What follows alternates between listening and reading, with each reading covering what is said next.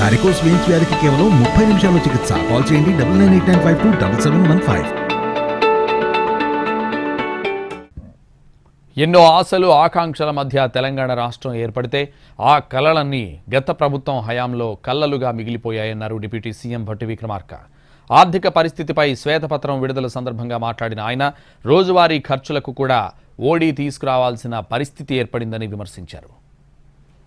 ఆర్థిక వనరుల్ని, సహజ వనరుల్ని, మానవ వనరుల్ని అన్నింటినీ కూడా అనుకున్న లక్ష్యాల దిశలో నడిపించకపోవడం కన్న కళలన్నీ కూడా కళ్ళలుగానే మిగిలిపోయాయి. ఈరోజు ఆర్థిక పరిస్థితిని ఒకసారి చూస్తే చివరికి రోజువారీ ఖర్చులకు కూడా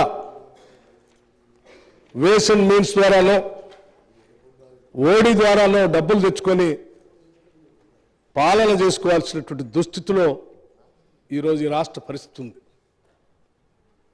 ఇటువంటి దుస్థితి రావటం నిజంగా తెలంగాణ ప్రజల యొక్క ఆవేదనని, బాధని దురదృష్టంగా నేను భావిస్తా ఉన్నాను.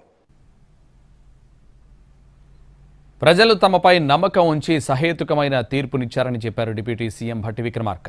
ప్రజల నమ్మకాన్ని నిలబెట్టుకోవాల్సిన బాధ్యత తమపై ఉందన్నారు ఆయన.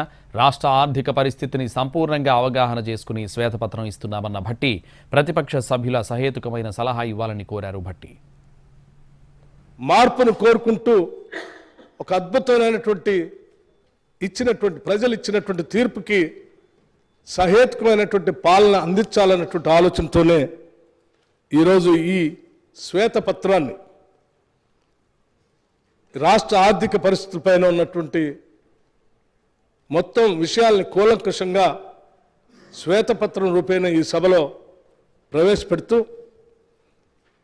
మీ ద్వారా గౌరవ శాసనసభ్యులందరినీ, ముఖ్యంగా ప్రతిపక్షాలకు సంబంధించినటువంటి శాసనసభ్యులను కానీ ఈ సభలో రాష్ట్ర ప్రజల ఆకాంక్షలు నెరవేర్చాలనేటువంటి ఆలోచన కలిగిన ప్రతి సభ్యుడికి తెచ్చుకున్న తెలంగాణ రాష్ట్రం ఈ భారతదేశంలోని అద్భుతమైనటువంటి పురోగతి సాధించడం కోసం మనందరం ప్రయత్నం చేయాలనే ఆలోచన కలిగిన ప్రతి సభ్యుడికి మీ ద్వారా